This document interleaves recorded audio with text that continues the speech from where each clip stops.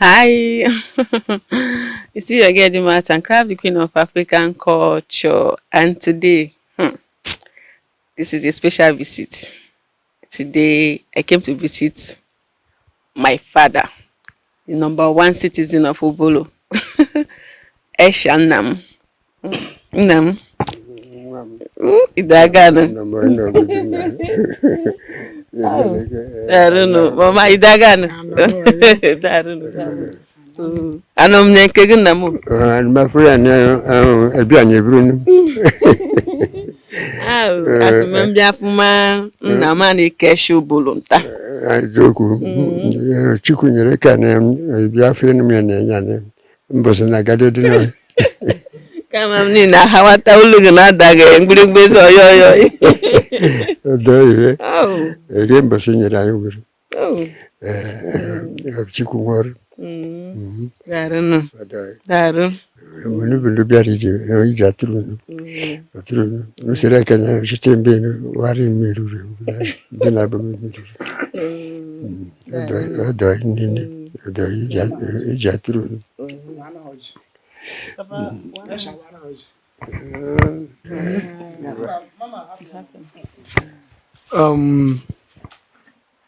Esha Obollo. Ozemele ezemonu kweze. Osunu bundu darbe n'oji bo. Nga n'oji nu obi iru. Daru. Tansa daru. Odoye da mele. Kanyo jaturugo. Ya na akagita kamage ya choro ji.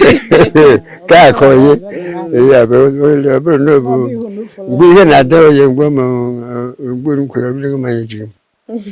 Ya biara be. You biara buru be yene if short. Doy. Odoyu. Anyoji. Doy. Ya mni wanoji. Koma nanyo. Esha. Ni woro oji na pe mekpere. Ma wara mata. Ogo man ho. Eze jito ka bia ma. Ntabu ngon wa shwaga net. Tabu. Eze jito ka bia ma tabu ngon tabu je. Oji shwaga idoba. Ai George na riogo. Ondu no ai na riogo ndu no go. Ana ndu na bia be mbo se mlezi me we nyango. Be kan ro baga. Ana eji akpọrọ bịa na be m ma nwere ya ne bugodo anji no ji na so ata mere ma ata n'udo n'ọṅụ na Esha na bata leketa Nsukka okwu anyị ya bụ jibo nyere m na ka ma ata n'udo n'ọṅụ shi na pakras onwe nga Yo mochana naye na wa ya boji. Mara anyị na wa nna m Esha mbọsị ga na agara agara kwa yoyo yoro no anyị nọ na nke Esha Onyishi Obollo nta jani ma yerisi nka foto m koro foto no koro ma ya nwole mba o mamlu jangana Munula. Ya bi ko en. We me dro bo yido. Daran. Ijaturu. Gibi nwere ya ko agbunu mgbasara go Obollo. Obollo kai. Obollo lile. Obollo lile. Obollo na Obollo na je mere na no hora de ga na inokoro. Ewu to ti gboji pa mo ba na bara nibo. Ala jo ogo hali ha agbogo ji bronishi. Ni ogo gbali na daga so ismawur. No babu no rugu wur. Ogo rugu ni wugo. Oba anije erihe iho ha. So Obollo na ani ejogbo. Maya na tamanya. Na ga biti ndo ga no tazuru ataru megare atara tazran bunir man judu bure ho no ga sula chimezi bidu mbe na yar odono na tara wike no ma ya Ubollo ni je ake iri mbe ni ejiri na chogo balaba mabura bakwa no be siri iri icho so ma ye kuku ememe ga na je me edifugo ije kotoko mmega eme edifugo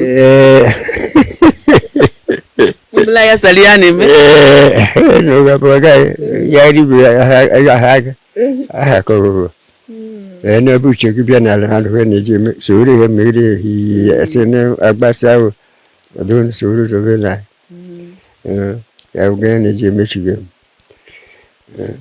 abia ne obo Ubollo beji mara maka na nwamba na atenruru ye na onye nwere to onye Nsukka m ken odo onye agamedere na asị ha na atenruru ya si na ọ bụ Ubollo na ọ bụghị Obollo gibeji mara ya magedegede na mbido ji ma Ubollo beji ma oge ko na asị no na Ubollo did Ubollo ka ọ bụ Obollo Ubollo Ubollo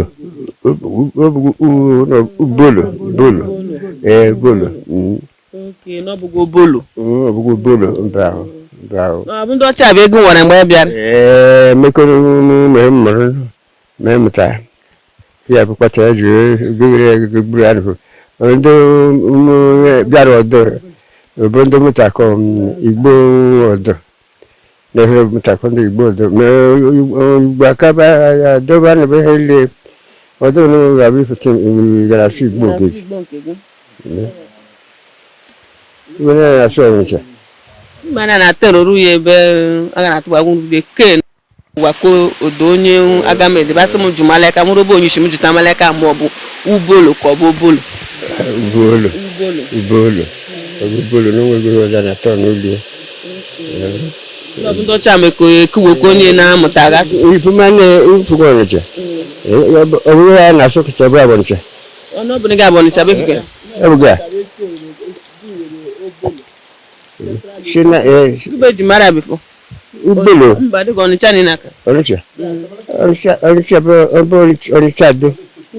Onịcha do bana kwa mgbambo Onịcha mana abịa na Ubollo na gedege ejije shuge mgbe ejije bido ọ bụ na ọma asha bido ozere okwu kapụtara ya mgbe shure atarmino odomo ogalmamo gbagba ngom ga esere eji gakon nande sietiri ne bondo karaka ma onde gara karaka bondo kporo chikpo kwa sisi jikpo uta gako ama ya o ya aya bido ne kpoto chichene kpoto da ta bolek boro aya shuru hali ushtire uje kpoto da tamtin zetan abiani kebia bame Ubollo egbe agbe biaga gbalugbo me ba be agba egbe agba ya be starting bido bo bidoro ya bom sabu ji ga kon agba ndo Ubollo ba po basama hali basama la ndo no ge jiwa yo nwete ngwe wetere nwete bi ya goju ga kon bora mi do ma be na bo shije bido ne hana be shuti yana aro shiri ojobo be pato bom ya bo papa mbe ndugu ni bar shimbomo batare ke Nagari kirimbo be bali ke bingu ni tugu na dembe bugu no dine ko nile ngo dele kete na nile jeme na ne hafu zuru Ubollo de nile gana na hafu zuru hali ya Ubollo ya be fene na jeme te Ubollo like that ugun fuga jade abụghị mgbe afọ Moses eri enyi asị na nọ na nweta Ubollo.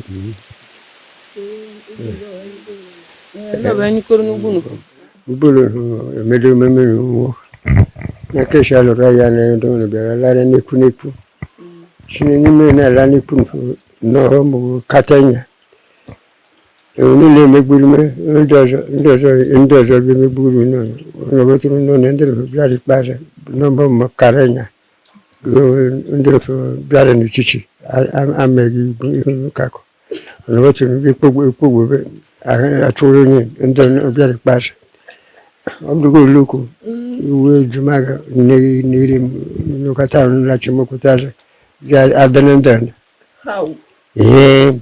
okwu na-eme na ọ dịghị ọzọ okwu ga na-eme ndị mụ na ya kwuru bụ ndị ya na ndị na-ekwere m nabata gbasamaghị chụkwamaghị ha lele gbasama anyị ga-anachi onwe ya achọ ndị na Ubollo bụ elu ụlọ ahịa mgba ikemasị ọkụ ndị ya na ike ya na ndị na-alụrụ ọgụ ndị ikem na ndị Ubollo bụ elu ụlọ ọgụ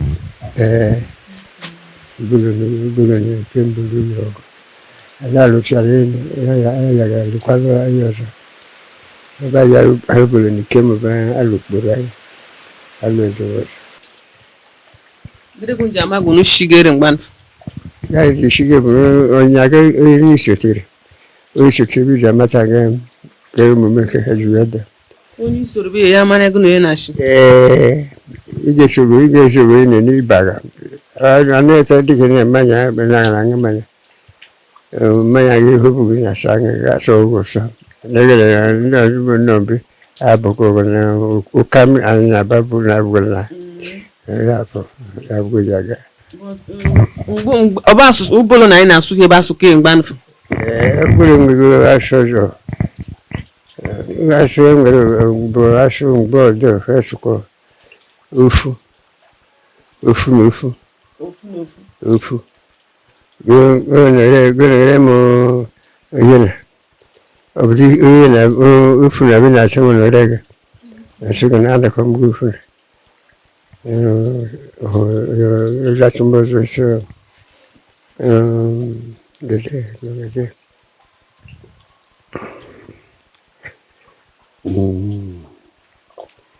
ndị banyere na-ekekwu ihe dọghị ha ịdọghị bụ abịa ụbọchị agha na nri pụtara agha na eri ụbọchị mekwa ofụma mgbe siri na agha na ya ogesi na onye ọcha bịara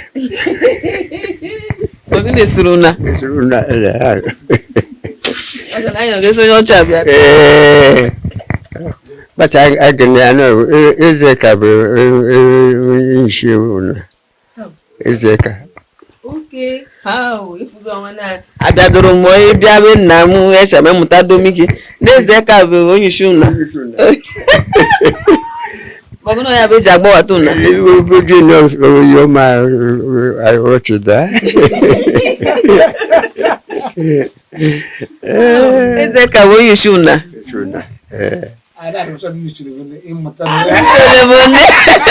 anụsịrị m nne na eze ka bụ Onyishi ụna agha nta ịfụgawa ịbịa bụ Onyishi ama amụtakwado ọzọ nta gị esi m na ga na-ayọ na-esiri ezigbo ihe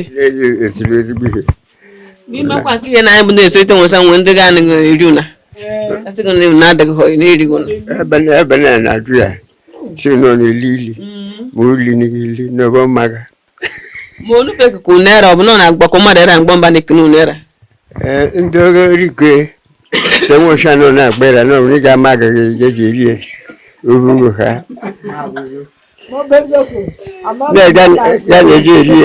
ya na-eji eri ụna ọ bụrụ n'ọcha ọ bụrụ na igwe nwetara keteke onwe uche na ọ bụ iji oji esi ibere ebechegbere ụwa gburu ibe nke ga-ebe anyị ego awagawa iwu ibefe otu na-enwaja onye wachara na onye ọgago zawe ya n'ite onye ere ihe gburu na ọ bụ ezigbo mmanụ bijeji esi akpụkọ ha iri gburu nọ na alụleshi n'ọma na-emedo n'oge dịghị oge ihe ma abụghị ezigbo onye nke a marịmarị ha obe anyị be mụ ka mbe n'ibo maka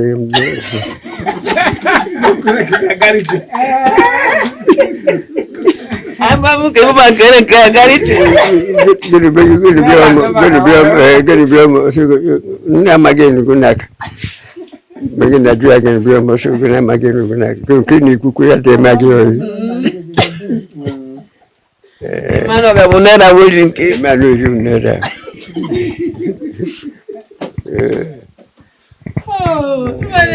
ogo masị anyị ne bụ naira ma na ezigbo na ngana asị m ikwute ya na abụ na oyiri ewu nụ asị na ụnụ ga m kera ochian fodo abana ga mana ma ọzọ kwasị na alfodo ya na geri n'ọkụ n'ọkụ nke na-awa tọdịrị mụrụ ma dọkụ n'ojigo ihe nfụji bere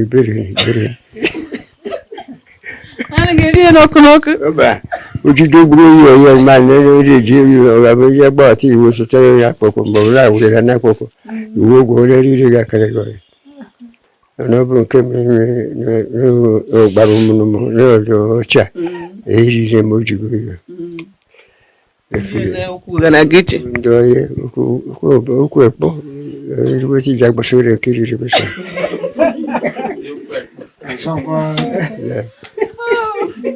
gịnị bụ ndị ọzọ rikogbu mgba bụ n'urire na ọgụ ụfọdụ na wọtashi bọm nọ na-eme mmadụ ere hana eji agwọta bụ na ndị riri ọdụ ma bụ chan ma ahụ na ndị riri ọdụ sheji enye gị sayanitas na heja aka na ihe na-adịghị oyiwu ọdịghị oyiwu ọkara mere ọdịghị ijiri nke gị na-eke idenye ire ya ma bụ eriri tabụ tabụrụ enyi ya denye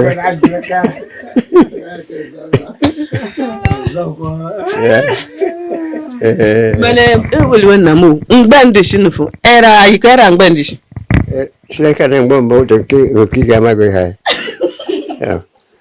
kwụsị na ọgọ bụ ma na-erajụ enyi ndị mmadụ ya oge ji emeghe ihe ji wute mmiri nwari ihe ugochi onye m n'ọnụ nwụcha ọ ga-agbọ ga-agbọ onyu anyụ ka edowere mekwe ọ bụ nke nwụcha na nke nwụcha na bụ n'ihe ebe osikwa ije na onye ma kpan amela maja igadebo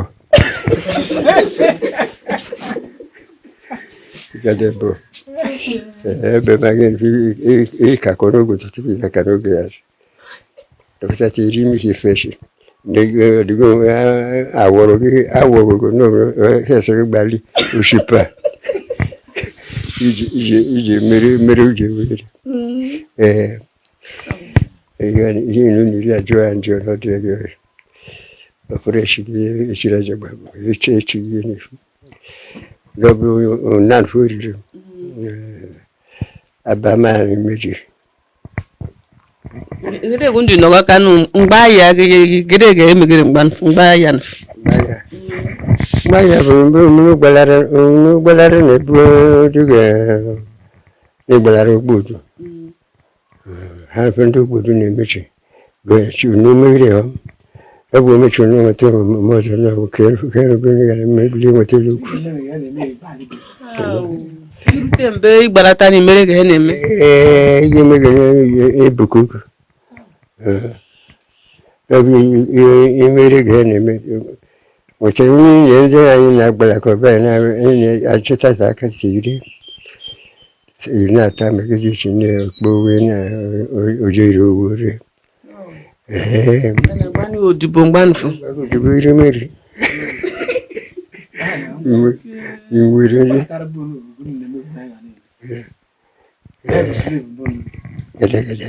na matara ihe dara ibu ya be dara ya nfu mgbanfu edara ya erumekomo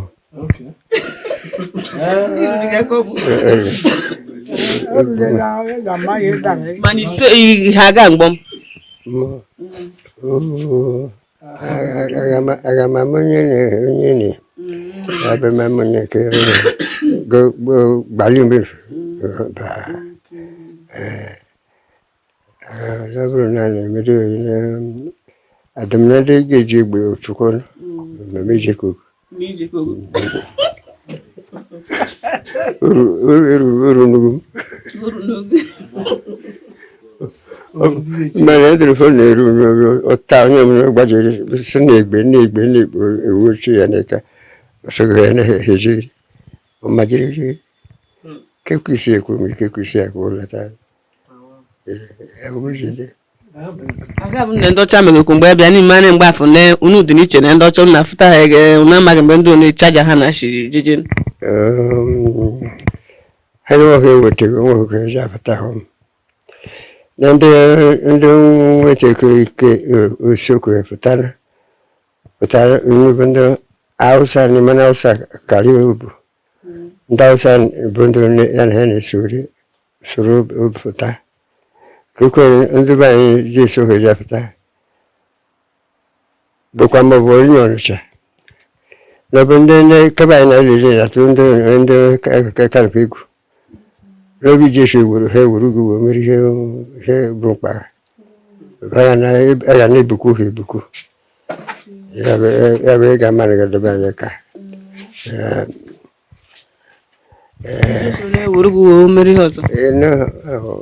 ga-abụghị onye efe apịara gị taa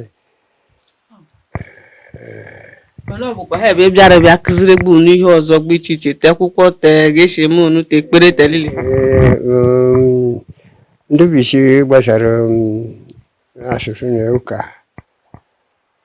Owere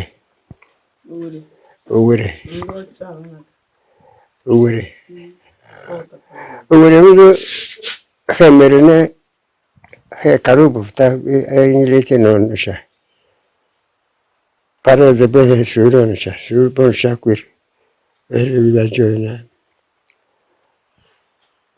before Ọnịcha pụta ha na-ewere Ọnịcha ya na-agbalị iji apụta ka ha na-ewere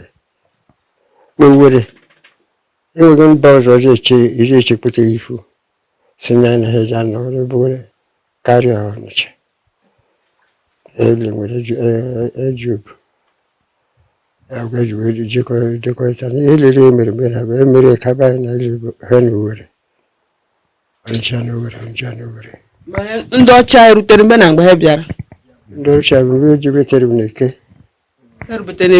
Eke bịa ruru enọrọ n'Eke sheke ya chi azụ n'ugwu